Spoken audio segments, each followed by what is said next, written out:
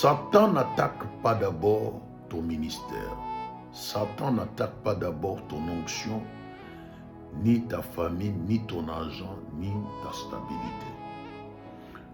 Quand le diable vient, Satan vient dans votre vie, il attaque ton cœur vers la couverture. Il cherche d'abord à t'isoler avec celui qui représente ta couverture.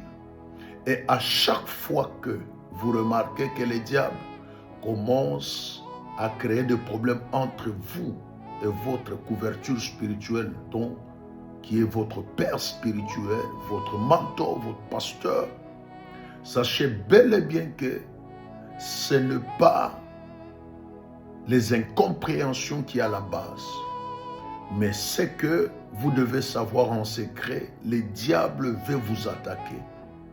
Et s'il veut vous attaquer pour vous détruire, la première des choses, il va attaquer votre couverture, afin de vous éloigner auprès de votre couverture pour bien en finir avec vous. Alors, la première des choses qu'il va commencer à faire, il va susciter en toi cet esprit de se sentir que tu n'as besoin de personne pour évoluer. Tu n'as pas besoin de la couverture pour évoluer. Il va te faire voir que cette couverture n'est pas importante dans ta vie. Elle ne te sert à rien.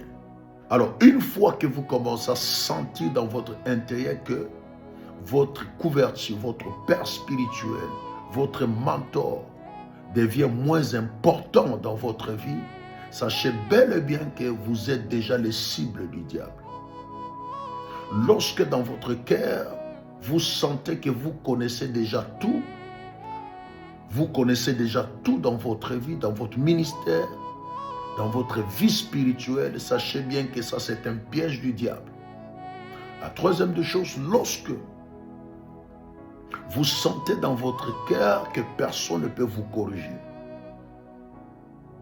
lorsque vous sentez que à chaque fois que votre couverture, votre père spirituel vous corrige, vous sentez qu'il n'a pas ce droit-là de vous corriger, et ses conseils n'apportent absolument rien dans votre vie, sachez bel et bien que votre esprit est déjà séduit par le diable.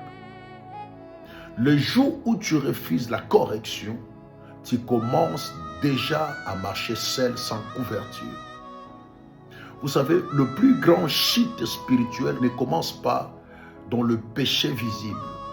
Elle commence lorsque quelqu'un cesse d'être enseignable. Lorsque quelqu'un cesse d'apprécier le faveur et les grâces que le Seigneur a posées sur sa vie. Lorsque la personne commence à se mesurer avec sa couverture, avec son père spirituel, c'est là où les choses commencent. Parce que l'orgueil coupe le pont que Dieu avait construit pour votre protection, pour la protection de votre vie. Ce sont des choses à retenir. Vous savez que Saül n'a pas perdu le trône en un seul jour. Non. Saül n'a pas été rejeté parce qu'il a commis une seule erreur. Non. Il a constamment préféré sa propre volonté à la parole que Dieu lui a adressée par Samuel. Quand un homme cesse d'écouter la voix que Dieu a établie pour le conduire, il finit par n'entendre que sa propre opinion. Il finit par entendre que sa propre raison. Et lorsque une personne finit par entendre uniquement sa propre raison, sa propre opinion, c'est ça même sa chute, c'est ça même le message de sa destruction. Alors le problème de Saül n'était pas seulement la désobéissance. Son problème était qu'il s'était placé lui-même entre Dieu et son propre jugement. Une destinée cesse rarement en un seul jour. Elle s'éteint progressivement lorsque l'obéissance disparaît dans la vie et dans votre cœur.